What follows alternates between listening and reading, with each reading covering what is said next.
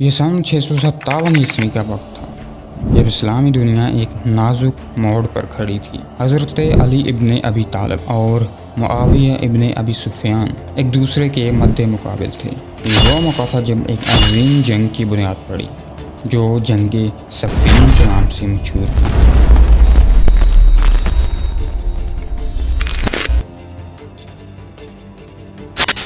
اسلام کے تیسرے خلیفہ حضرت عثمان ابن عفان کی شہادت کے بعد مسلم امت ایک بحرانی دور میں داخل ہو گئی۔ حضرت علی جو اپنی حکمت اور حضرت محمد صلی اللہ علیہ وسلم کے ساتھ قریبی تعلق کی وجہ سے مشہور تھے، کو نیا خلیفہ چنا گیا۔ تاہم حضرت عثمان کے قتل نے گہرے زخم چھوڑے اور معاویہ جو حضرت عثمان کا رشتہ دار اور شام کا طاقتور حاکم تھا، اس نے اس موقع کا فائدہ اٹھانا چاہا۔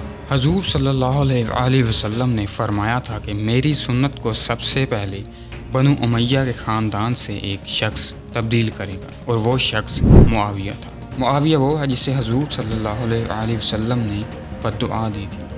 حضور نے فرمایا، اللہ کرے تمہارا پیٹ کبھی نہ بھرے۔ اس کے بعد وہ اتنا کھانا کھاتا تھا کہ اس سے کھڑا تک نہیں ہوا جاتا تھا، ایون کہ وہ اپنا خطبہ بھی بیٹھ کر دیتا تھا۔ معاویہ خلافت حاصل کرنا چاہتا تھا اور اس کے دل میں پاور کا لالچ تھا۔ اسی لیے جب امام علی نے خلافت سنبھالتے ہی کرپٹ حکمرانوں کو نکالنا چاہا تو معاویہ کو حضرت علی کا یہ عمل پسند نہیں آیا۔ اسی لیے معاویہ نے اس وقت حضرت علی کی خلافت کو تسلیم کرنے سے انکار کر دیا۔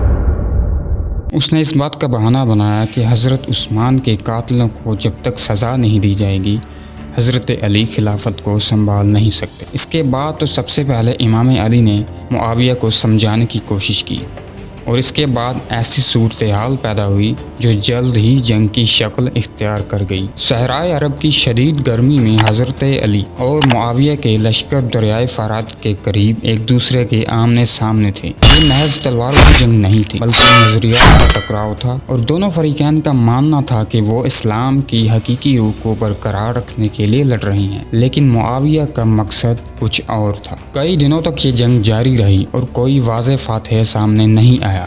اسلامی مجاہدین نے بہادری سے جنگ کی، لیکن اس تنازع نے مسلم امت میں مزید تقسیم پیدا کر دی۔ جب جنگ ایک نازک موڑ پر پہنچ گئی تو معاویہ کے لشکر نے ایک چالاکی سے بھرپور حکمت عملی اپنائی۔ انہوں نے اپنے نیزوں پر قرآن کے نسخے بلند کر دیے اور کہا کہ قرآن کے مطابق فیصلہ کیا جائے۔ اس حکمت عملی نے امام علی کے لشکر میں تذبذب پیدا کر دیا۔ امام علی صورتحال کی سنگینی کو سمجھتے ہوئے اپنے دل میں اختلافات کے باوجود ثالثی پر راضی ہو گئے۔ اس فیصلے نے جنگ کے نتائج کو بدل دیا اور کچھ دیر کے لیے جنگ بند بھی ہو گئی۔ اس جنگ کے بعد کی ثالثی نے امن کی وہ امید نہیں دی جس کی توقع کی جا رہی تھی۔ اس کی بجائے اس نے مسلم امت میں موجود تقسیم کو مزید گہرا کر دیا۔ امام علی کی قیادت کو چیلنج کیا گیا اور معاویہ کی طاقت مزید بڑھ گئی، جس نے بالآخر اموی خلافت کی بنیاد رکھی۔ جنگ صفین آج بھی قیادت کی پیچیدگیوں اور اتحاد برقرار رکھنے کے چیلنجز کی یاد دہانی کراتی ہے۔ یہ جنگ صرف مجاہدین کی نہیں بلکہ نظریات کی بھی تھی، اور اس کا اثر آج تک